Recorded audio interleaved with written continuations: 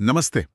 तो आज हम एक बहुत ही दिलचस्प विषय पर बात करने वाले हैं और ये विषय असल में हमारे एक श्रोता के खास निवेदन पर है। अच्छा। हाँ, उन्होंने कुछ नोट्स भेजे थे और कहा था कि इस अध्याय पर थोड़ी विस्तार से मतलब बारीकी से बात की जाए। तो चलिए, आज ठीक यही करते हैं।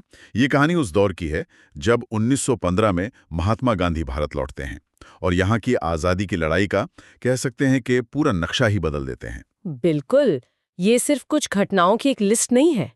ये कहानी है कि कैसे आज़ादी का संघर्ष कुछ पढ़े लिखे संभ्रांत लोगों के कमरों से निकलकर देश के गांव-गांव और गली-गली तक पहुंच गया। हम्म।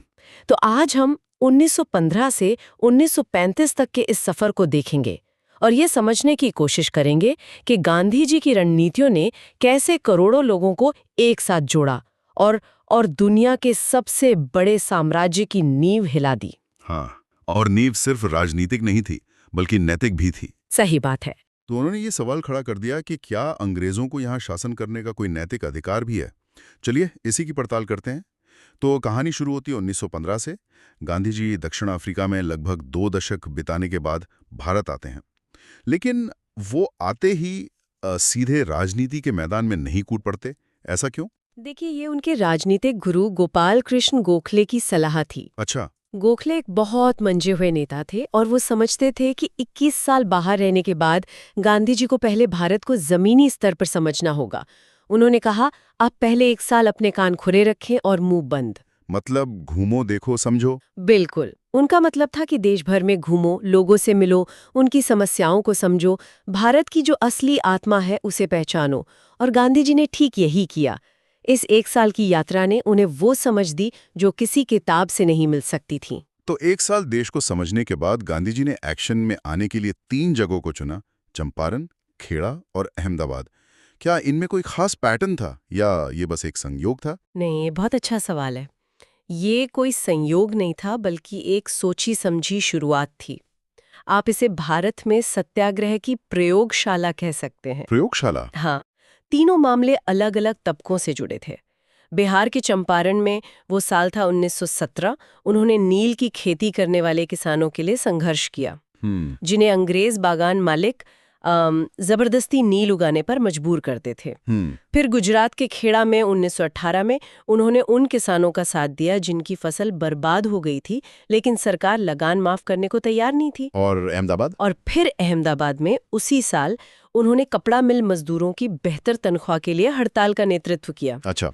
तो एक आंदोलन बागान के किसानों के लिए, दूसरा लगान देने वाले किसानों के लिए और तीसरा शहरी औद्योगिक मजदूरों के लिए।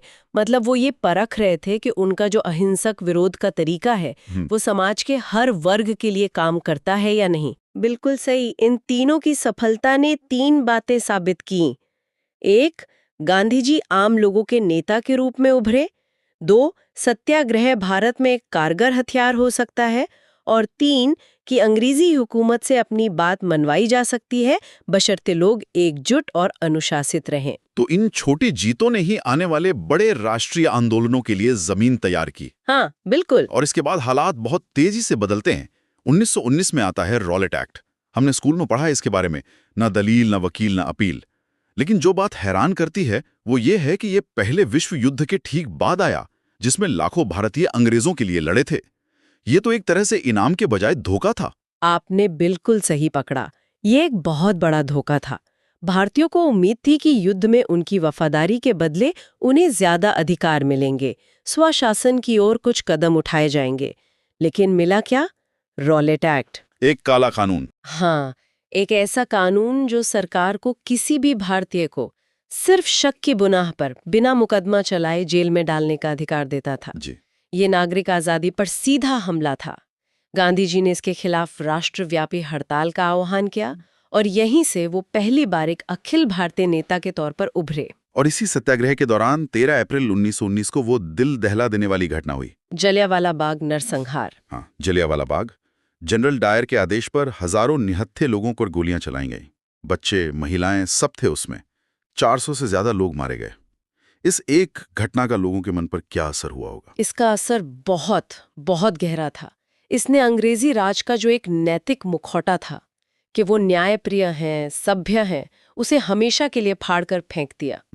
भारतीयों को समझ आ गया कि ये हुकूमत अपनी सत्ता बचाने के लिए किसी भी हद तक जा सकती है।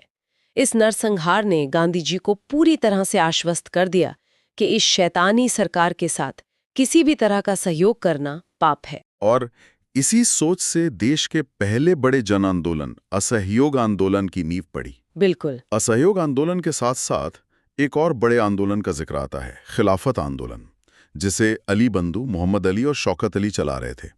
गांधी जी ने इन दोनों आंदोलनों को एक साथ लाने का फैसला किया। ये एक बड़ा रणनीतिक कदम लगता है। इसके पीछे क्या सोच थी? यहाँ गांधी जी की राजनीतिक दूरदर्शिता दिखती है। खिलाफत का मुद्दा तुर्की के सुल्तान से जुड़ा था, जिन्हें दुनिया भर के सुन्नी मुसलमान अपना धार्मिक प्रमुख यानी खलीफा मानते थे। पहले विश्व युद्ध में तुर्की की हार के बाद अंग्रेजों ने खलीफा की सारी शक्तियां छीन ली थी, जिससे भारत के मुसलमान बहुत नाराज थे। गांधी जी ने इसे एक ऐसे मौके की तरह देखा जहां भारत के दो सबसे बड़े समुदाय, हिंदू और मुसलमान, एक ही दुश्मन के खिलाफ एक मंच पर खड़े हो सकते थे। अच्छा, लेकिन क्या इस रणनीति को लेकर उस समय कोई बहस नहीं थी? मतलब एक विशुद्ध धार्मिक और अंतर्राष्ट्रीय मुद्दे को भारत के राष्ट्रीय आंदोलन से जोड़ने के अपने खतरे नहीं थे? बिल्कुल थे, और ये एक बड़ी ऐतिहासिक बहस का मुद्दा है। उस समय भी कांग्रेस के भीतर कुछ नेताओं को इस पर आपत्ति थी।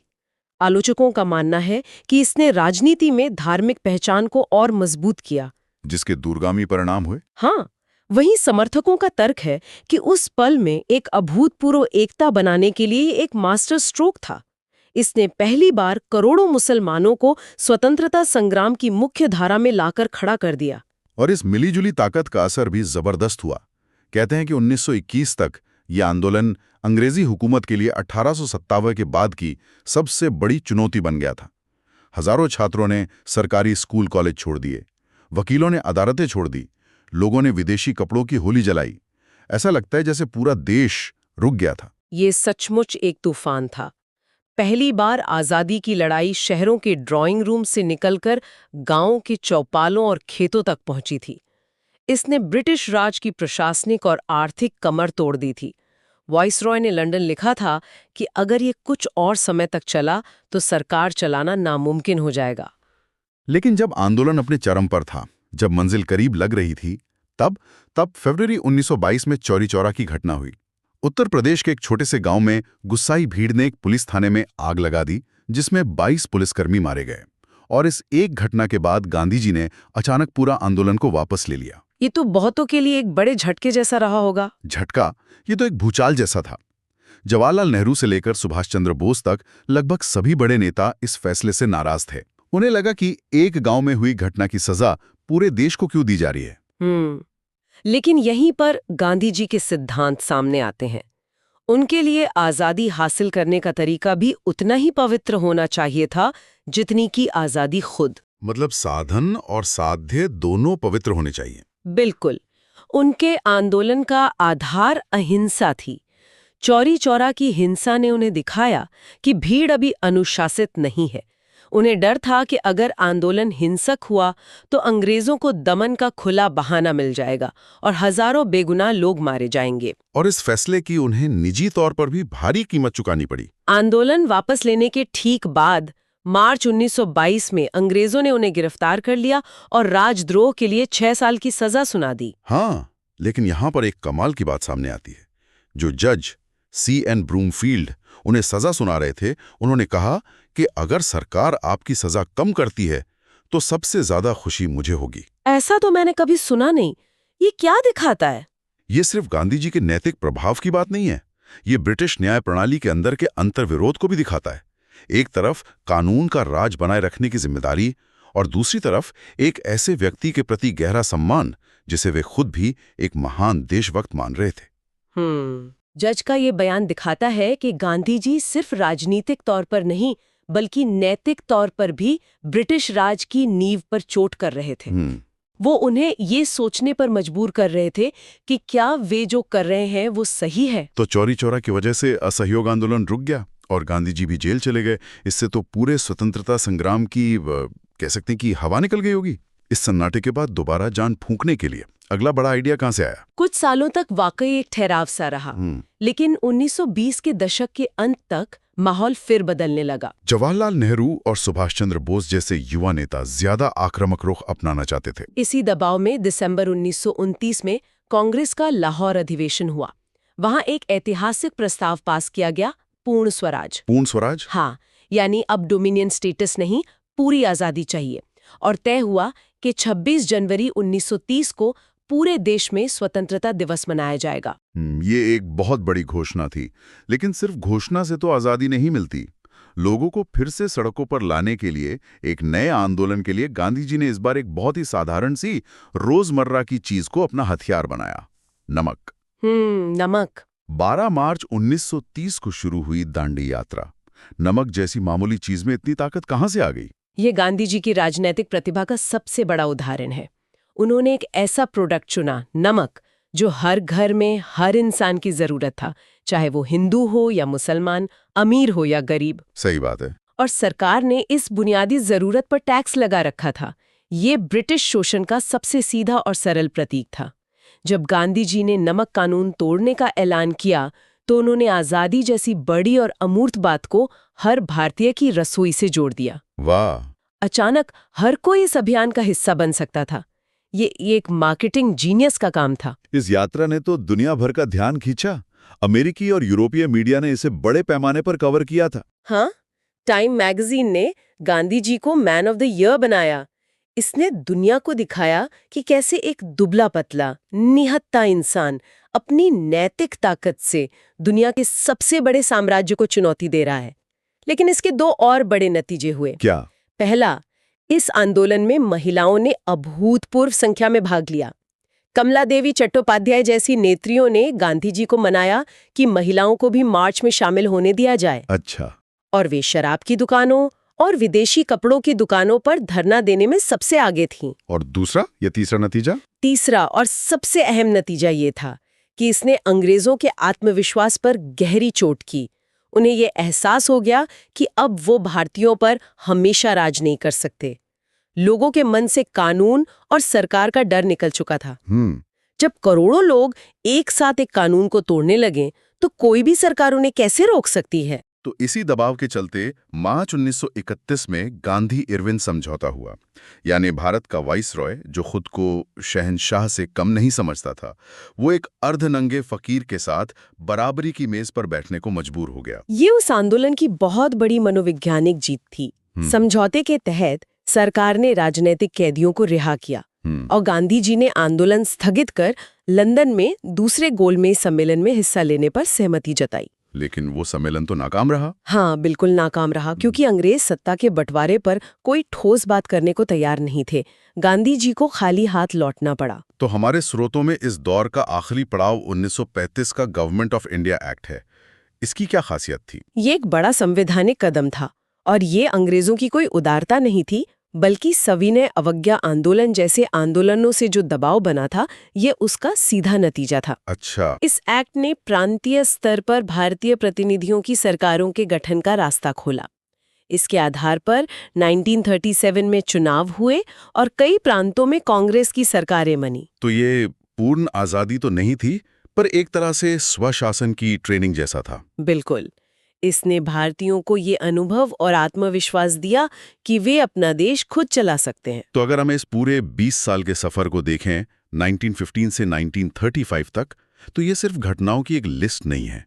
ये एक कहानी है कि कैसे आज़ादी की लड़ाई कुछ चुनिंदा लोगों के दायरे से निकलकर एक जन आंदोलन बनी, और कैसे सत्याग्रह और अहिंसा जैसे नैतिक हथियारों ने एक ताकतवर साम्राज्य को घुटने टेकने पर मजबूर कर दिया। बिल्कुल। इन स्रोतों में एक साफ प्रगति दिखती है। स्थानीय मुद्दों से शुरुआत, फिर राष्ट्रीय असहयोग और आखिरी में पूर्ण स्वराज की सीधी मांग।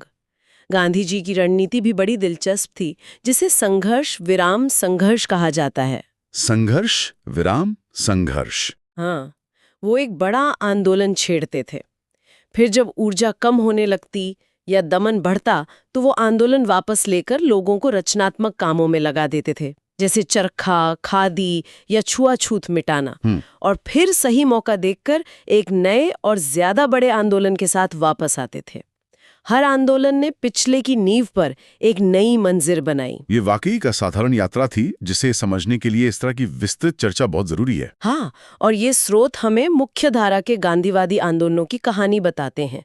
लेकिन ये एक दिलचस्प सवाल भी छोड़ जाते हैं जिस पर सोचा जा सकता है। क्या? कि स्वतंत्रता संग्राम के भीतर उन विचारों और आंदोलनों का क्या हुआ जो गांधी जी के रास्ते, खासकर अहिंसा के सिद्धांत से सहमत नहीं थे। उस दौर में सक्रिय भगत सिंह जैसे क्रांतिकारियों या अन्य धाराओं के साथ इस अहिंसक आंदोलन का कैसा रिश्ता था? ये एक और गहरी पड़ताल का विषय है।